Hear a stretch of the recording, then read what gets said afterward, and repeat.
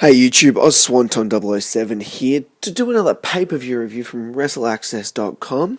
Today I've just finished, Over the Limit 2012, just happened, so I'll get straight into it. When the pay-per-view started, they were just starting a Battle Royal carrying over from the pre-show, which was actually I felt a great way to start off the pay-per-view.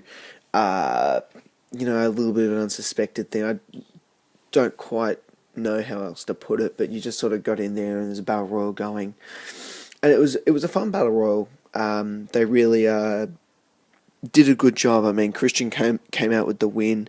He was a surprise entrant, and you sort of knew that when they were saying, "Oh, Christian came out as a surprise entrant," blah blah blah blah blah, that he was going to win. But you had the last couple guys. The Miz, David Otunga, and Christian. Miz was second last. Miz is definitely, I know, even though he's not doing very, well, he's not winning high-quality matches, he's versing Brodus Clay, I think they might just be testing him, seeing if he can hold him for the long run, and then after he's been tested for about six months, something like that, they might push him again back into the main event, just testing his reliability and his strength for the company, which they did to Shawn Michaels in his early days. But that match, 2.25 stars. Christian came out with 2 stars. After the match, Christian, the winner, got to pick that they had a match between either Santino or Cody for their titles. He pointed at Santino, but we'll get to that later. Next match was the match that actually started the pay-per-view after they did the fireworks and everything. Tag Team Championship match between Kofi Kingston and R-Truth versus Dolph Ziggler and Jack Swagger.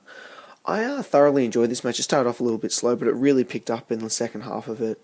They gave it some great time for it, and it really paid off. It was a great way to really kick off the pay-per-view. Kofi Kingston and R-Truth getting the win here. And, I had a lot of fun watching it. I struggled at the beginning, but after that, it really picked up and got into it. 3.25 stars for me. Next match is the Divas Championship match, Layla versus Beth Phoenix. Now, whole match I was expecting something to happen with Karma, but it didn't, and Layla actually won this match. Very surprisingly, I thought Beth would not run over her, but win in the end. But Layla won with a surprise neck breaker, like an out-of-nowhere neck breaker, which kind of worked, but not really, because she still had to set up for it. But, it was a good match, good Divas match, 2 stars. Layla wins with her neck breaker thingy. Next match is World Heavyweight Championship match in a fatal 4-way. Sheamus, Alberto, Chris Jericho, and Randy Orton all versed each other. This really wasn't that great a match. I was sort of looking at like a 3.5 star match, and that's what it came out with. It was 3.5 stars for me. Pretty much it was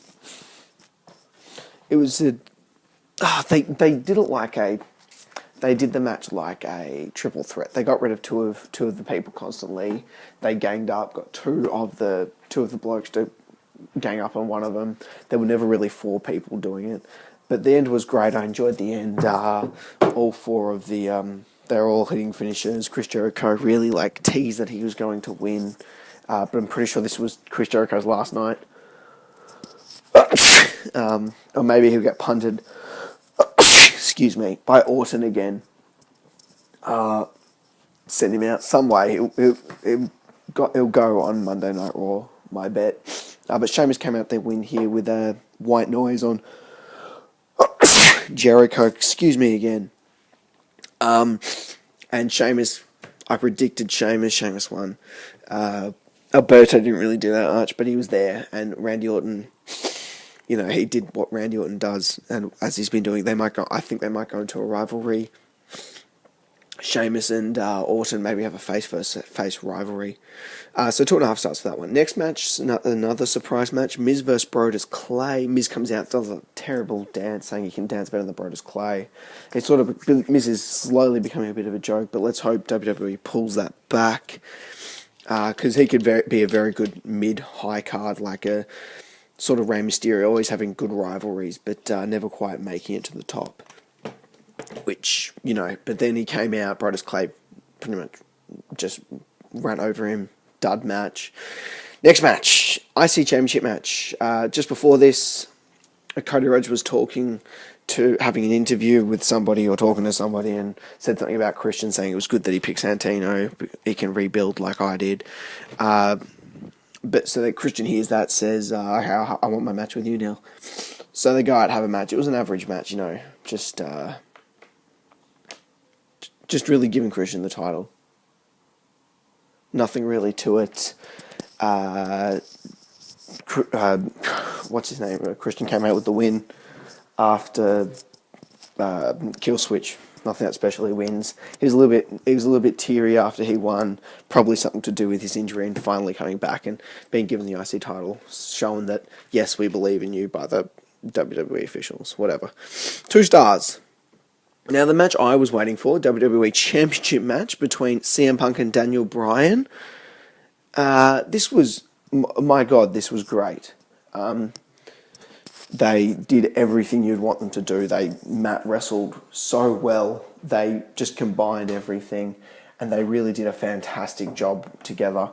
Really making a great match. The crowd was chanting, "This is awesome," and it certainly was awesome. I wasn't really paying attention the first time, sort of fixing up stuff on my computer, but then started hearing the "This is awesome" chants, rewound the pay-per-view, and watched the whole match out fully, and I'm so thankful I did, because that was a great match just to sit there and watch.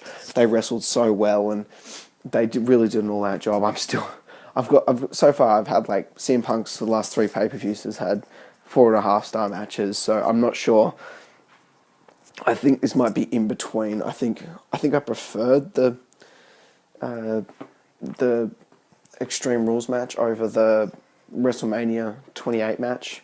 I think this one's in between the two. I think that the Extreme Rules match was better. But I'll have to think about that when I do my end of the year matches. Maybe rewatch them all.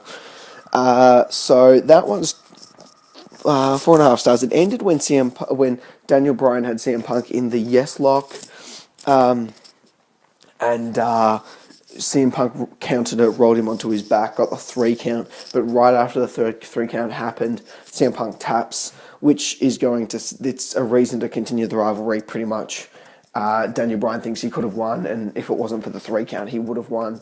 All he needed was 1 more second, and that will continue the rivalry, which I cannot wait for. And AJ is going to come into this very soon. You can just tell before the match, CM Punk was saying something, and AJ came in and wished Punk luck. So you can see something's going to happen there with Punk and AJ and Daniel Bryan really continuing their rivalry, which I can't wait for. So overall, 4.5 stars, match of the year contender. Oh, well, not match of the year contender for me. I think Taker Triple H was better than that one, but it'll be up in the top 5. We've had some great matches already in the first half of this year. Now, the next match, Ryback versus Camacho. Ryback just came out, ran over him, dud match. Won with a muscle buster. Now, the last match of the night, John Cena versus John Laurinaitis. You weren't expecting much to come out. And all in all, it was a very, very entertaining match, apart from the end. I mean, what it was the 90% of the match was John Cena just doing comedy on Laurinaitis, really just slapping him around, saying, "Oh, I'm going to put the STF on you. We'll get the crowd to count to 10, and if you don't tap before you count to 10, I'll let you go." They do it, and he does it again, and it's just some funny stuff. Not really for me. It was a bit more for the kids, It was a bit more of a... John Cena's got a bit of a kiddie storyline. I think the ending was a bit different when Laurinaitis tried to run out on the match, and Big Show, as everybody thought, pulled Laurinaitis back into the rings. Looked like he was beating him up, and then when Cena had Laurinaitis up for the FU, about to finish it off, Big Show hit him with the knockout punch. And the thing is with it is that I think they did a good job, sort of making it look like Big Show still doesn't like Laurinaitis, but the reason why he did it is because he doesn't like John Cena, which I don't think is very good. I think we've seen Big Show, John Cena rivalry. This would be their 3rd time they've had a rivalry, and not looking forward to it, actually. I wouldn't have preferred Lord Tensai, but I wouldn't have minded Batista. I was really had my fingers crossed for that. But overall, 1 star. It could have even done... I'll drop it down. I'll do a 0.5 star. But it was very entertaining, I think. For that match, you couldn't really do it on a star rating. It was entertaining. I probably wouldn't watch it again, but it didn't really bring the pay-per-view quality down that much because it was there for a reason, and even though the match itself wasn't that great, it was entertaining, and that's what it was about. So overall, I think I'm going to give the pay-per-view a 6. No, I'm going to give it a 7.25 because there is quite a bit of good stuff on this pay-per-view. Quite a few duds, but they didn't last very long. You know, I probably could bump it up to an 8, but the last match, just because of it wasn't an actual wrestling match, really sort of brought it down. But it didn't really affect it that much, you know. It didn't appeal to me, but to some people, this would be an 8.5-star pay-per-view, just because they enjoyed the last match so much. So guys, I'm on Swanton 007. Comment, like, and subscribe. Check out WrestleAccess.com. You just saw my WrestleAccess.com review ratings, whatever, all my A's, B's, and stuff. So guys, comment, like, and subscribe. Please subscribe. Check out WrestleAccess.com. Thanks for watching YouTube.